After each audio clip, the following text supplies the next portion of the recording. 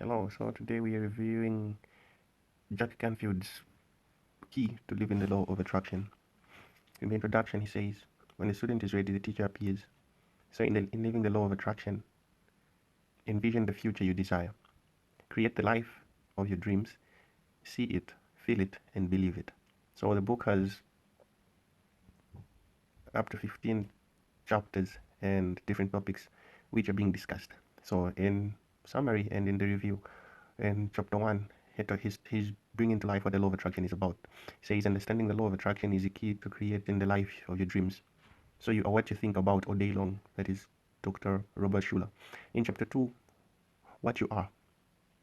There are different things looked at. So your energy. Everything is energy. All matter is energy. Energy cannot be created or destroyed. It is a cause and effect itself.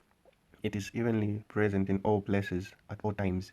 Energy is a constant motion and never rests. It is forever moving from one form to another. So energy follows thought. Apart from being energy, says you are connected. You're connected to everything and everyone. You are a completely unique piece of a much greater whole, an integral part of the cosmos. You're a magnet, he says. You're a magnet living. You literally attract the things, people, ideas, and circumstances to you that vibrate and resonate at the same energy frequency as yours. He also says your power. You are far more powerful than you realize. You're creating everything in your life. In chapter 3, we are talking about who you are.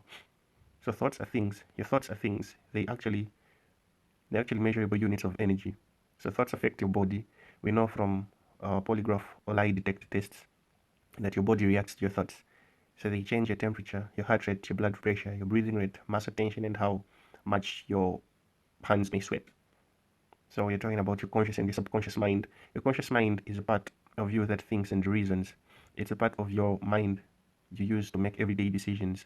Your free will lies here, and with your conscious mind, you can decide just what you want to create in your life.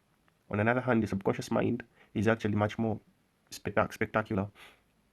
It's frequently referred to as your spirit or universal mind, and it knows no limits except for the ones that you consciously have chosen. In chapter 4, we're talking about emotions. Your emotions are the key. Your emotions are a critical component in the application of the law of attraction. Learn to listen to them. They are an important internal feedback system that tells you of your body's visceral response to the vibrations which you state are creating. Everything you see happening is a consequence of that which you are.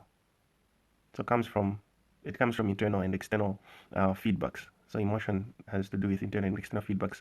So the idea is to learn how to filter negative emotions and pick out and stick with positive ones. In talking about having positive emotions, in chapter 5, we're focusing on the positive. So make a conscious decision to focus on the positives. The law of attraction doesn't filter out information we provide. It doesn't decide what is better for us. We have free will, and where we decide where we want to focus our energy and our attention.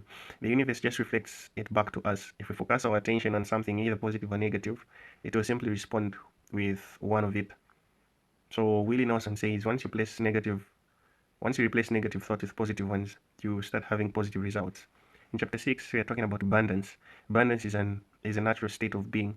Anything you wish for can flow effortlessly into your life if you understand and apply the law of attraction. You can have anything you want if you want it badly enough.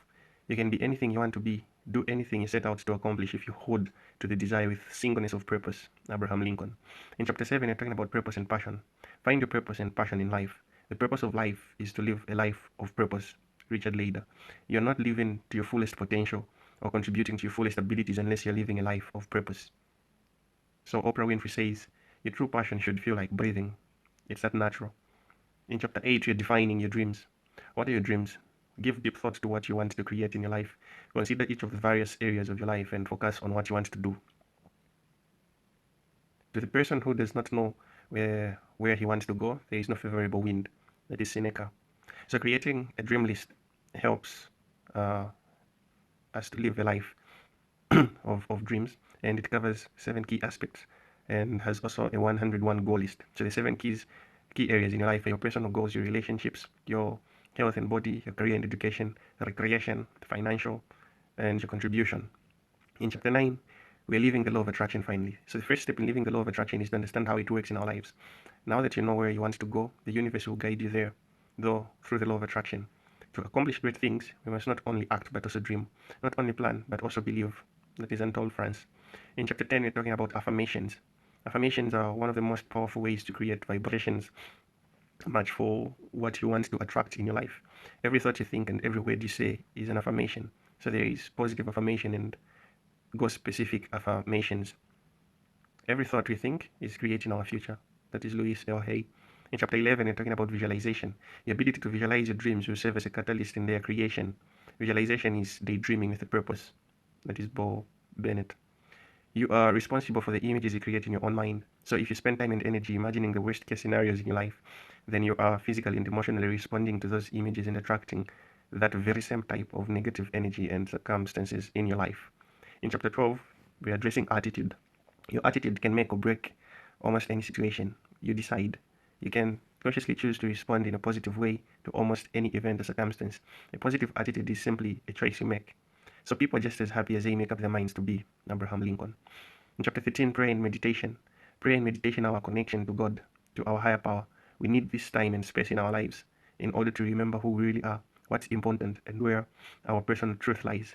It is our time to calm the spirit and soothe the soul. It restores balance in our lives and reconnects us to our source. If you believe, you will receive whatever you ask for in prayer. Matthew 21, verse 22. In chapter 14, addressing action. Take action. Start by opening your mind and your heart. Commit yourself to daily use of tools that we have provided with you and strive to become more aware of the amazing synchronicity that already exists in your life. So there are two types of action. There is obvious and inspired action. If you have the courage to begin, you have the courage to succeed. David Vissot. And the last chapter, 15, believe. The tools we have provided will prepare the soul, but you must plant the seeds and create an environment that will nourish your growth and expansion. Just take the first step in faith. You don't have to see the whole staircase. Just take the first step. Martin Luther King. So this was a review of Keys to Living the Law of Attraction. See you in the next segment.